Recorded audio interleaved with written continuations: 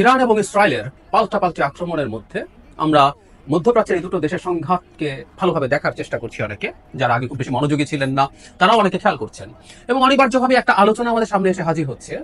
Iran কি একটা পারমাণবিক বোমা বানাতে চেয়েছিল বা চায়? কারণ ইরান কখনো মুখে এটা স্বীকার করেনি, এবং ইরানের কিছু আচরণও বলবে যে সে এটা চায় না, কিন্তু আসলে চায় কিনা এই প্রশ্নটা মনে হয় একটু খোঁজ করে নেওয়া দরকার। যেহেতু ইরান মুখে বলছে না। ইরানের মতো একটা দেশের হাতে যদি একটা নিউক্লিয়ার ওয়েপন চলে আসে, এমনকি খুবই প্রিমিটিভ ধরনের, ধরুন আমরা হিরোশিমায় যে বোমাটা ফাটানো হয়েছিল, নাগাসাকির বোমাটা আবার খুব প্রিমিটিভ না। আপনারা যদি আগ্রহী হন আমাকে মন্তব্যে জানাতে পারেন। আমি চাইলে আপনারা আগ্রহী হলে নিউক্লিয়ার ওয়েপন নিয়ে একটু কথা বলবো। যে খুবই প্রিমিটিভ একটা ওয়েপন, যেটা হিরোশিমায় মানে অ্যাটাক করানো হয়েছিল, সেখানে একটা বোমাও যদি ইরানের হাতে চলে যায়, সেটা এই অঞ্চলের ব্যালেন্স অফ পাওয়ারে খুব সিরিয়াস ধরনের ডিফারেন্স করে দেবে, এতে কোনো সন্দেহ নেই। সেই কারণে ইরানকে কখনো কোনোভাবে পারমাণবিক অস্ত্র অর্জন করতে দেওয়া হবে না, এই আলাপ আছে। তবে ওই একটা ভিডিও রিসেন্টলি আমার মনে হয় আপনারা অনেকে দেখেছেন, বেনিয়ামিন নেতানিয়াহু লেট 90s থেকে শুরু করে আর্লি 2000s দফায় দফায় বলছে ইরান কয়েক সপ্তাহের মধ্যে বা কয়েক মাসের মধ্যে নিউক্লিয়ার ওয়েপন বানিয়ে ফেলতে পারে। এই ধরনের একটা আলাপ আসলে দেখেছি আমরা অনেকে, ফলে অনেকে হাসাহাসি করছে যে এটা তো ওরা বলছে, কিন্তু ইরান আদতে সেটা করছে কিনা। ইরানের বক্তব্য হচ্ছে তাদের তো নিউক্লিয়ার প্রোগ্রাম আছে, তারা ইউরেনিয়াম এনরিচ করছে, এগুলো তারা স্বীকার করে, কিন্তু তারা বলেন এটা তাদের নন মিলিটারি কাজের জন্য, সেটা পাওয়ার জেনারেশন সহ রিসার্চের কাজে তারা এই কাজটা করছেন, তারা এভাবে বলার চেষ্টা করেন। কিন্তু এটা কতটা সত্যি, কতখানি সত্যি, সেটা আমরা একটু বুঝতে চাই।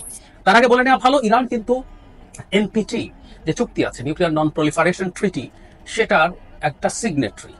এই যে এই সাম্প্রতিক পারস্পরিক হামলা এবং পাল্টা আক্রমণের পর ইরান সেখান থেকে বেরিয়ে আসবে কিনা এই আলাপ এসছে, এবং বলা হচ্ছে তারা তাদের পার্লামেন্টে এরকম একটা বিল আনবেন এবং অচিরেই বেরিয়ে আসবেন। সো এনপিটির বেসিকটা একটু যদি বলি, সেটা হচ্ছে এই চুক্তিটার বলা হয়েছে এরকম যে তখন পর্যন্ত যখন চুক্তিটা সাইন হয়, যেসব দেশ নিউক্লিয়ার ওয়েপনের অধিকারী ছিল তারা চায়না এটা আসলে রিপ্রেজেন্ট করতো না। তখন তাইওয়ান চায়নাকে রিপ্রেজেন্ট করতো, যে সেটা আরেক আলোচনা।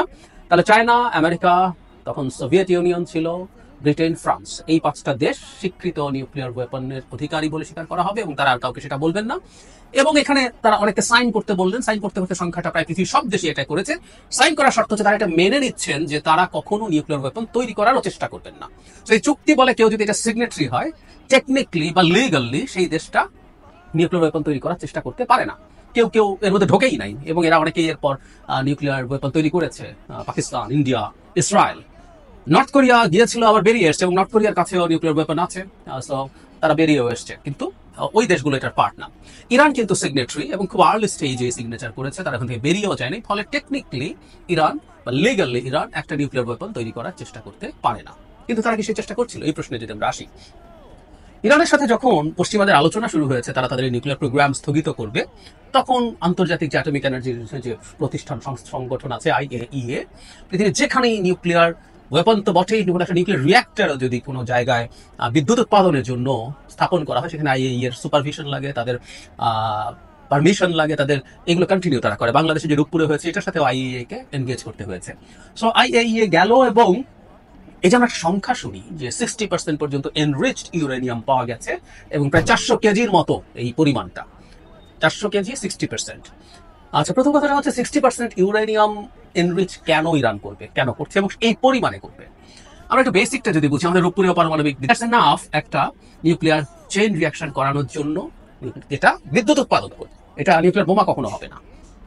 একটু বলে রাখি, আমরা অনেকে ভুলভাবে জানি যে একটা নিউক্লিয়ার পাওয়ার প্ল্যান্ট যদি আনকন্ট্রোল হয়ে যায়, বিস্ফোরিত হয়ে যায়, চেরনোবিলে যেমন হয়েছিল, আমেরিকাতে 3 মাইলস আইল্যান্ডে হয়েছে, বা ফুকুশিমাতে হয়েছে সর্বশেষ সুনামির সময়, সেটা ব্লো আপ হোক বা রিঅ্যাক্টর করে মেল্ট ডাউন হোক, আমরা মনে করি, আমিও ছোটবেলায় মনে করতাম যে এটা কন্ট্রোল না হলে তো এটা অ্যাটম বোমা হয়ে যাবে।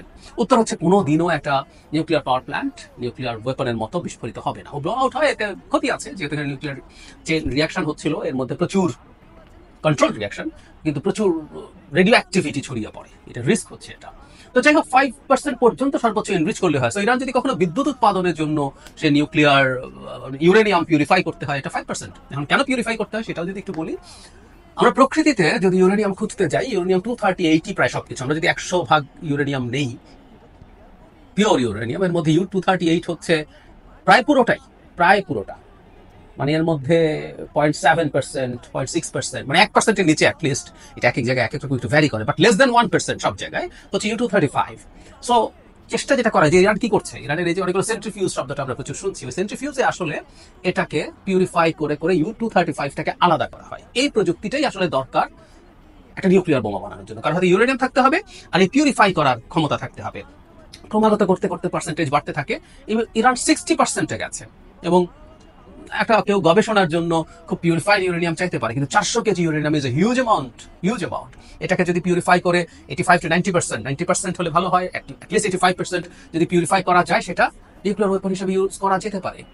এটার যে মূল বোমার ক্ষেত্রে যে ফিসাইল ম্যাটেরিয়াল হিসেবে সে ইউজ করা যাবে। তাহলে ইরান 60% পর্যন্ত এটা কেন করেছে, এবং করেছে এটা যেহেতু আইএইএ গেছে, তার কাছ থেকে রিপোর্ট হিসেবে আমরা পেয়েছি, এবং পরিমাণ যা দেখা সহজে পাওয়া যায়। কিন্তু এটার বোমার ডিজাইনটা ইমপ্লোশন বম বলে, ইমপ্লোশন ডিজাইন বলে, it's a very tough one, এবং এটা হয়তো কঠিন হবে তুলনামূলকভাবে। ইউরেনিয়াম বোমা যদি একবার ইউরেনিয়াম পেয়ে যাওয়া যায়, গানশট একটা মেথড আছে, দুটো ক্রিটিক্যাল মাস বলে, যে একটা ফিসাইল ম্যাটেরিয়াল একটা নির্দিষ্ট পরিমাণ একত্র হলে সে ফিশন শুরু করে দেয় এবং পরে চেইন রিঅ্যাকশন হয়ে যায়। তো ওখানে জাস্ট প্রয়োজন হচ্ছে, এটাকে অনেকভাবে কমানো যাবে, আগে একদিন ভিডিওতে বলেছি, কিন্তু যথেষ্ট পরিমাণ যদি পাওয়া যায়, একটু বেশি লাগতে পারে, জাস্ট দুটো পার্ট দুই জায়গায় রেখে দিল ক্রিটিক্যাল মাসে, তারপর একটা গুলির মতো একটা ওটার উপরে যদি শুট করা হয়, ওখানে খুব সহজে মানে রিঅ্যাকশন করে ফেলা যায়। তাহলে ব্যাপারটা এই যে ইউরেনিয়াম পিউরিফাই করা ইজ রিয়েলি ভেরি টাফ, এই কঠিন কাজটা এখানে। কিন্তু একবার ইউরেনিয়াম যদি পিউরিফাইড ইউরেনিয়াম পেয়ে যাওয়া যায় আপ টু 90%, সেটাকে বোমা বানানো খুব ইজি, খুব ইজি। এটা একেবারেই কঠিন কোনো কাজ না। যে দেশটা ইউরেনিয়াম পিউরিফাই করতে পারছে, তার কাছে বাকি কাজগুলো আসলেই কিছু না। প্লাস ইরানের ভেহিকল আছে, ইরানের হাতে ব্যালিস্টিক মিসাইলস আছে, হাইপারসনিক মিসাইলস আছে হয়তো, এবং ইরান অলরেডি দেখাতে পেরেছে তারা হিট করতে পারছে। আমি শুরুতে যে প্রশ্নটা করছিলাম, ইরান কি বোমা বানাতে চেয়েছিল, এবং আমরা এতক্ষণ আলোচনা নিশ্চয়ই বুঝতে পারছি তাদের এনপিজি সিগনেচারি হিসাবে সে আসলে বোমা বানাতে পারার কথা ছিল না, এটা বেআইনি ছিল। অবশ্যই এই ক্ষেত্রে আমাদের মনে রাখতে হবে, ইসরায়েলও বোমা বানাচ্ছে, তবে ইসরায়েল কিন্তু এনপিজি সিগনেচারি না। ইসরায়েলের বোমা আছে, এবং ইসরায়েলের বোমা নিয়ে কেউ আলাপ টালাপও করছে না। ইভেন ভারত পাকিস্তানও যখন বোমা তৈরি করেছিল, ওয়েস্ট ভারতের বিরুদ্ধে পর্যন্ত তখন রিয়াক্ট করেছে, স্যাংশন দিয়েছিল। কিন্তু ইসরায়েলের ব্যাপারে কোনো উচ্চবাচ্য নাই। মধ্যপ্রাচ্যে এই দেশটার কাছে ভালো সংখ্যক নিউক্লিয়ার ওয়েপন আছে। তো যাই হোক, যেটা বলছিলাম, ইরান 60% যখন ইউরেনিয়াম পিউরিফাই করেছে, সেটা দেখে মনে হয় ইরান আসলেই একটা বোমা বানাতে যাচ্ছিল বা গেছে। ব্যালিস্টিক মিসাইলের যে টেকনোলজি, তার ড্রোন টেকনোলজি, আমরা প্রায় বলি যে ধরনের শাসন ব্যবস্থা আছে, এই ধরনের শাসন ব্যবস্থায় অনেক কিছুই ঠিকঠাক মতো হয় না। ইরান আরো অনেক বিকশিত হতে পারতো যদি একটা গণতান্ত্রিক ইরান থাকতো। পার্সিয়াল সিভিলাইজেশন, হাজার হাজার বছরের সিভিলাইজেশন। সো এই অপারেশনের পরও দেখা যাচ্ছে তারা এখনো তাদের সেই সিভিলাইজেশনের সাইন রাখছে। বটম লাইন, আমি মনে করি ইরান মুখে যেটা বলে যে তারা নিউক্লিয়ার ওয়েপন তৈরি করতে যায়নি, তারা শান্তিপূর্ণ কাজে এবং রিসার্চের কাজে ইউরেনিয়াম পিউরিফাই করছে, এটা সঠিক না। মানে আপনি খুবই হাই গ্রেড ইউরেনিয়াম, যদি খুবই পিউরিফাইড ইউরেনিয়াম যদি রিসার্চের কাজে প্রয়োজন হয়, সেটা 400 কেজি বানিয়ে ফেলার কোনো প্রয়োজন আসলে নেই। ইরান অনেক দেশের মতোই বোমা পেতে চেয়েছিল, এই বোমাটা তাকে সিকিউর করতে পারতো, এবং সেটা সম্ভবত হচ্ছে না, সম্ভবত হবে না। এটার জন্য যতটুকু যাওয়া প্রয়োজন সম্ভবত ইসরায়েল এবং ওয়েস্ট ততটুকুই যাবে। মুসলিম দেশের কাছে এবং পেয়ারা দেশ যে ইসরায়েলের অস্তিত্ব স্বীকার করে না, ইসরায়েল ধ্বংস হওয়া উচিত বলে মনে করে, সেরকম একটা দেশের কাছে